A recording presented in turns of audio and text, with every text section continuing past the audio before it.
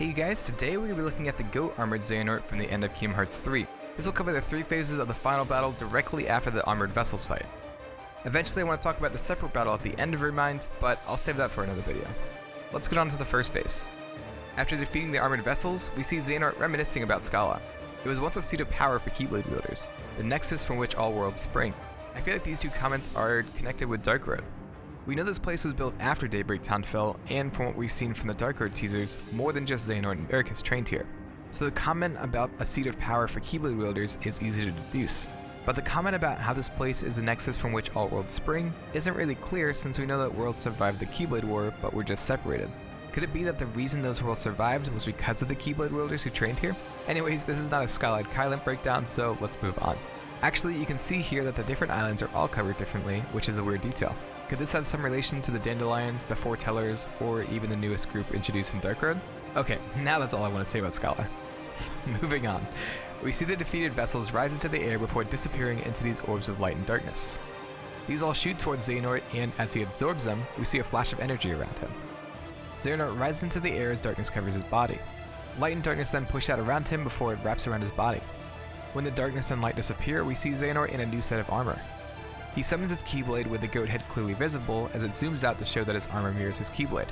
His armor has the same color scheme as the armored vessels, and his horns seem to show the mixture of light and darkness, since a thin black stripe wraps around the white horns. You probably noticed, and now can never unsee, that Xehanort looks out through the neck of this armor rather than the head. Another thing I want to point out about this armor is this section on the back of the armor. This immediately reminded me of the Unversed Eyes, though I couldn't find an exact match. The last things I'll highlight are the different symbols on the front of his armor. We see an X worked in with 2 belts above this heart symbol. Over the heart is a horned Scala Rod that we've seen in the classroom as well as in some attacks from Data Xehanort. It's not exactly the same, but it does bear striking resemblance. There's also this symbol on his shoulders. I don't believe we've seen this one either, though it does remind me of Aqua's chest piece. I want to point these out just in case they appear in Dark Road. Anyways, Xehanort ends this cutscene by morphing the environment, causing Sora, Donald, and Goofy to fall back into the changing area. The screen fades out before we see Sora landing on a building as the first phase begins. During this first phase, you are in a boxed-in area created by the Scala buildings. You can see these light green lines connecting the pieces to create the box. I thought the effect was really cool and never even noticed this until I started working on this breakdown. Let's look at all the different attacks he will use during this phase. The first attack is a 5-hit combo. Xehanort's Keyblade will glow red before he slashes at you 3 times. If you are far away from him, the second slash will show Xehanort dashing towards you before he attacks. After this 3-hit attack, Xehanort will do a launching attack. He flies back before flipping and hitting you into the air.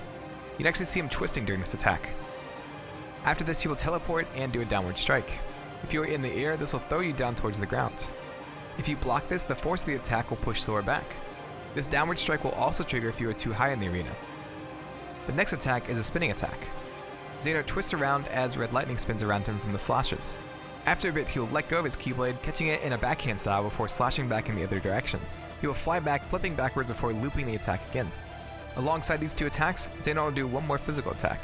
This is a thrust attack. Xehanort will dash towards Sora 3 times. This has an effect similar to Sora's Sonic Blade attack.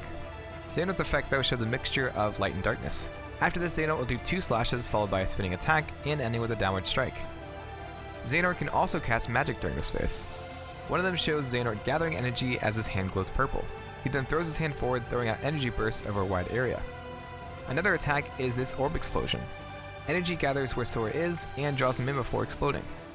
These light effects at the end of the explosion are similar to Sora's explosion effects from his Ripple Drive attack in second form. During the charge up, you can see yellow orbs being sucked in. We see the same kind of orbs later on in this phase with this teleporting attack with green orbs. The last attack in this phase is an attack that teleports Sora closer to Xehanort, stunned and open to attack. Orbs will surround Sora and follow him around as Xehanort attacks you with his spinning slashes.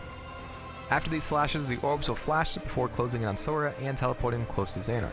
It almost looks like Xehanort summoned Sora with these 2 circles of Scala text. A pool of darkness appears as Sora materializes before Xehanort attacks. After you deal enough damage, Xehanort will teleport to the middle of the arena and use his ultimate attack. He will spin into the air with his free hand glowing before a giant pillar shoots downward. After this, small pillars will shoot down around the arena.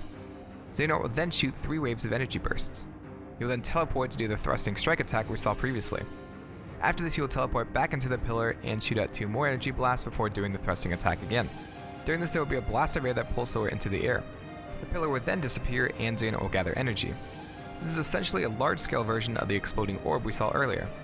If you stay away long enough, the teleporting orbs will appear to move you closer to Xehanort. After this attack, you can see the walls of the arena have all been scratched up. After dealing enough damage, Xehanort will twist the arena, causing Sora, Donald, and Goofy to fall into the water in the ceiling. When the screen fades back in, we get a shot of the fallen Daybreak Town Tower. There are a ton of cool details in this part of the fight. Looking below the arena shows a fallen pendulum, which we can actually see swinging in back cover. We can also see this catwalk at the top of the arena, which was also seen in back cover. Looking outwards shows that there are other structures under the other islands, though they don't look like the Daybreak Town Tower.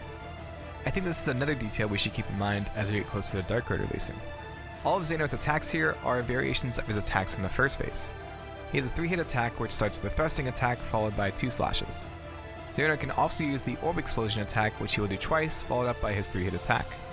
Xehanort can also summon his Pillar of Fire, as well as the energy shots. For Xehanort's ultimate attack in this phase, he will summon 5 pillars that circle around you as he closes into attack. He opens with his 3-hit combo before doing a 2-hit attack, followed by his spinning attack we saw previously. He then disappears and the pillars close in on you.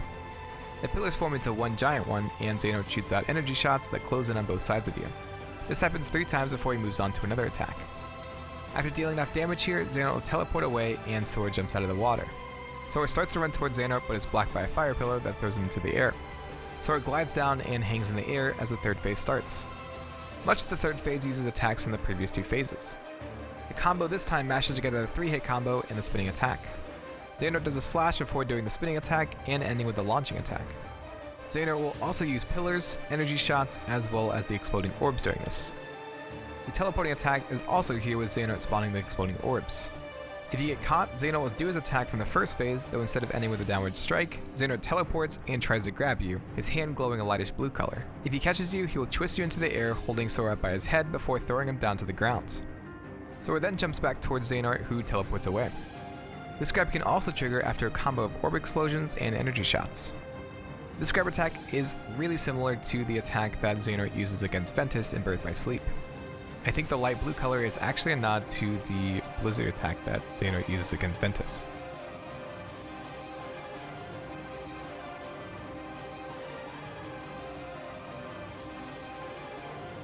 His ultimate attack is pretty similar to the one from his first phase. A giant pillar of fire is called down before Sora is pushed higher into the air. You dodge pillars before Xehanort shoots 3 energy shots at you. He'll then do his combo from the first phase before teleporting to grab you. Then he will shoot out 2 bursts before he does his dashing attack, followed by 2 more energy bursts and another combo ending with the grab. The pillar will then disappear as Xehanort teleports into the air and charges up with a giant orb that draws Sora in. If you stay away, the green orbs will appear to teleport you closer. You can dodge the attack, but the rubble that flies out from the explosion can damage you. The only other thing I noticed in this phase was that if you are far enough away, Xehanort will do this charging animation. I've never seen him use this close enough to damage Sora, but it's definitely possible. After defeating the armored Xehanort, his Keyblade falls to the ground as his armor cracks. A flash of light appears as his armor shatters. He falls to his knees but escapes through a dark corridor. Somehow, Sora knows that he teleported to the top of the tower and begins scaling the wreckage to get to him. And that is all I have for you guys today. This was actually a really fun battle to look at. I was really impressed with the details we saw in the armor as well as the underwater area. I feel like these things may appear in Dark Road or even the normal Union Cross story as we get closer to finally getting some more information on Skylight Kylan. Anyways, thank you to my patrons who support me. Their names will be on screen right now. Also, the cards on screen show some places where I'm sometimes active, so be sure to follow the links down in the description below to stay connected. If you enjoyed this, click the card on screen to watch my breakdown on Data Xehanort. Subscribe or share this and I'll see you in the next video.